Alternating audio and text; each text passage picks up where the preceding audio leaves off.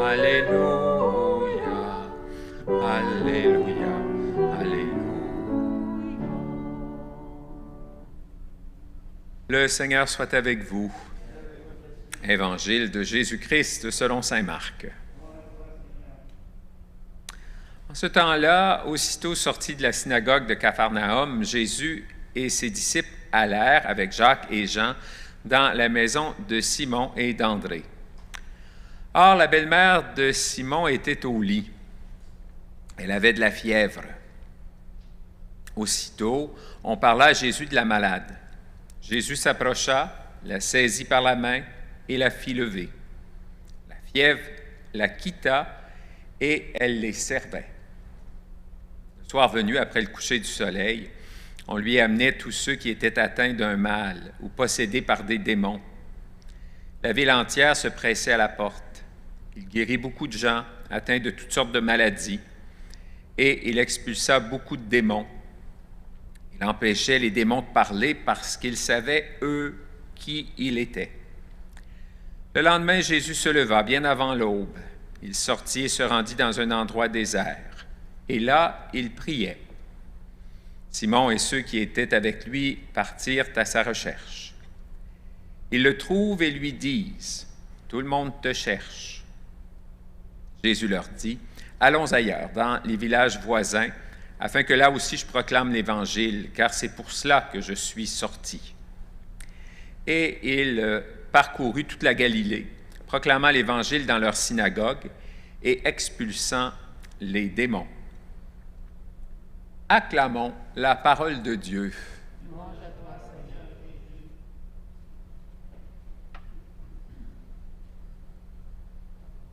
Une page d'Évangile, on dirait presque un reportage. Bon, il est allé là, il a fait ça, puis ensuite, voilà. Et cette page d'Évangile est toujours intéressante, puis je me souviens dans les cours d'Écriture sainte, on disait « Pourquoi Jésus a guéri la belle-mère de Pierre? » Pourquoi? Parce qu'il voulait souper. Hein? Parce que ça dit dans le texte qu'elle avait de la fièvre, il l'a guérie, puis après ça, elle les servait. Ah, bon, voilà. Bon, les belles-mères. Bon, je ne prêcherai pas là-dessus aujourd'hui, rassurez-vous. J'en ai une et je l'aime beaucoup. Bon, c'est pour dire que le texte de l'Écriture aujourd'hui, c'est drôlement intéressant. En tout cas, ça se situe entre la journée de la vie consacrée, le 2 février, qu'on a célébré la semaine dernière, et la journée mondiale des malades, le 11, Notre-Dame de Lourdes, ce jeudi qui vient. C'est intéressant parce que toute la question de la souffrance, de la maladie, pour nous, les disciples de Jésus, soulager la souffrance, soulager la maladie, ce n'est pas une option. Ça vient avec le fait d'être disciple de Jésus. Et évidemment, quand je pense à la vie consacrée, je pense à toutes ces femmes, ces hommes qui, encore aujourd'hui, mais en tout cas dans notre coin de pays à nous, se sont dépensés pour le service des malades. Quand on pense à nos hôpitaux autour d'ici, plusieurs, ça a été fondé particulièrement par les Sœurs de la Charité d'Ottawa. Oui, la réalité de la souffrance, comment Jésus se comporte devant la souffrance de l'être humain. C'est intéressant pour nous, parce qu'on souffre tous et toutes un jour ou l'autre. Normalement, on est tous un jour ou l'autre malades aussi, nos proches le sont. Alors, l'attitude des chrétiennes, des chrétiens, eh bien, elle doit chercher à être celle de Jésus, finalement. C'est intéressant, la liturgie de la parole s'est ouverte ce matin avec le livre de Job. Job se plaint et se plaint. Et Dieu, finalement, à la fin du livre de Job, dit à Job, c'est correct. Alors, devant la souffrance, devant la maladie, de se tourner vers Dieu, et c'est la vie de l'homme. Qu'est-ce que c'est la vie de l'homme? Bon, il dit Job, eh bien,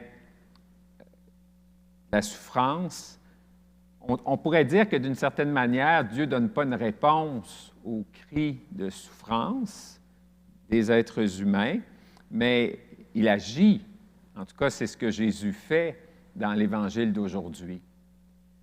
Oui, toute la question de la maladie, de la souffrance, c'est une réalité humaine. Et c'est intéressant parce que des fois, vous, moi, on essaie d'avoir un petit discours joli là-dessus en disant « Ah, bien, si parce que tu souffres, c'est parce que, bon... » On essaie de donner du sens à la souffrance. Hein? Je pense des fois, il faut faire ça quand on souffre ou quand on est malade. C'est correct. Mais des fois, on a comme un discours.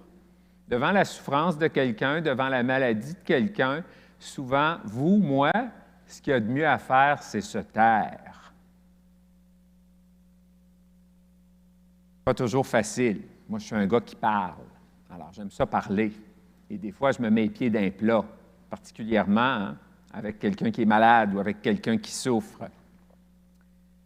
Des fois, on prend le fameux discours, « Ah bien, c'est parce que le bon Dieu hein, t'envoie ça, c'est parce que tu es capable de porter cette souffrance-là. » Puis, bon Dieu fait souffrir ceux qu'il aime, bien, qui m'aiment moins, tu sais, puis ça va faire pareil. Faut faire attention avec ces discours-là, puis ces approches-là. C'est pas ça que Jésus fait. Il n'a pas dit à la belle-mère de Pierre, « T'as la fièvre, bien, ça va revenir, puis c'est pas grave, même si c'est long. » Non, il la relève tout de suite. Puis on voit dans l'Évangile, on apporte à Jésus des malades, eh bien, il les guérit. Alors, le message de l'Évangile est lié à comme une lutte contre la souffrance et la maladie. Alors, pour nous, qui sommes disciples de Jésus, il nous faut donc faire tout ce qui est possible pour enlever la souffrance, la maladie. Et ça donne bien. Notre dimanche de collecte de fonds pour Porc à Piment, bien, quand on peut soulager la souffrance, hein, certaines souffrances, la misère de nos frères et de nos sœurs, ici ou ailleurs, tant mieux. On annonce l'Évangile. C'est intéressant parce que Paul dit, il faut que j'annonce l'Évangile.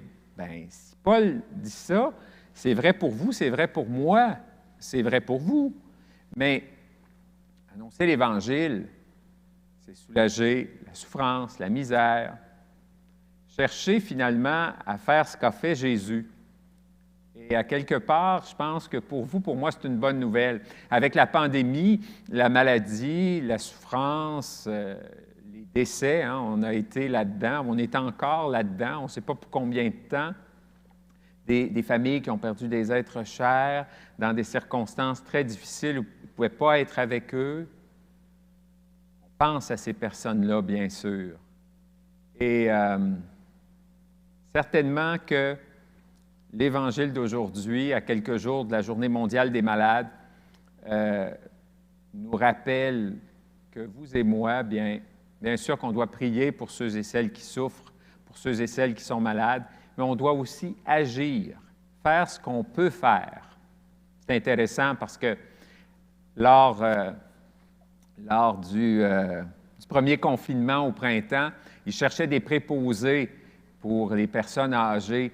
Puis je me suis posé la question, peut-être que ce serait ça ma place. Je suis encore jeune, j'ai de l'énergie, puis je suis bien avec les personnes âgées, je suis habitué avec les personnes âgées.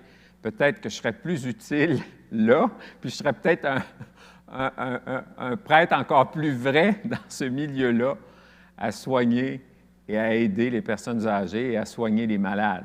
Bon, je n'ai pas parlé de ça à mon évêque encore, mais en tout cas, je dois dire qu'avec le mois de janvier, ce confinement qu'on vit encore, j'y ai repensé. Parce qu'on ne peut pas dissocier notre foi chrétienne, notre appartenance au Christ et cet engagement qu'on doit prendre et qu'on doit chercher pour soulager la misère, la souffrance et la maladie. Bon, la parole de Dieu est une bonne nouvelle, alors que ce soit une bonne nouvelle pour nous, qu'on puisse, à cette Eucharistie, prier pour ceux et celles qui sont malades, pour ceux et celles qui souffrent, et qu'on puisse aller chercher la force et le courage d'agir à la manière de Jésus auprès de nos frères et de nos sœurs. C'est la façon de porter l'Évangile au monde d'aujourd'hui.